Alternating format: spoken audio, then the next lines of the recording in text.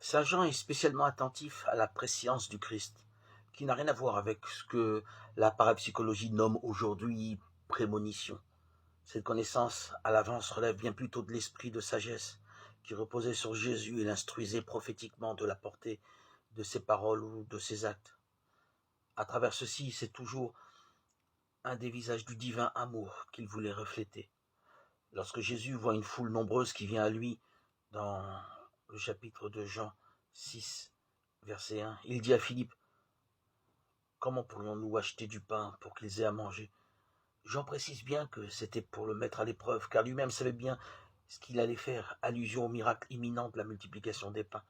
Jésus n'agit donc pas à l'aveuglette, mais dans une perception prophétique liée à la sagesse, qui est aussi ce qu'il voit faire au Père. Ceci n'altère en rien sa propre liberté, au contraire, il n'est pas prisonnier des événements et de leurs possibles conséquences. Quand il a cette réponse surprenante aux Juifs, en vérité, je vous le dis, avant qu'Avram fût,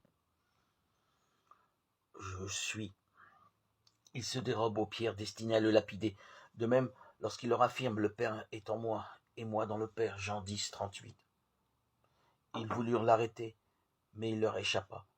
Pourquoi une telle apparente protection miraculeuse alors que toutes les conditions sont réunies pour que Jésus soit mis à mort? L'explication nous est donnée par saint Jean lui-même.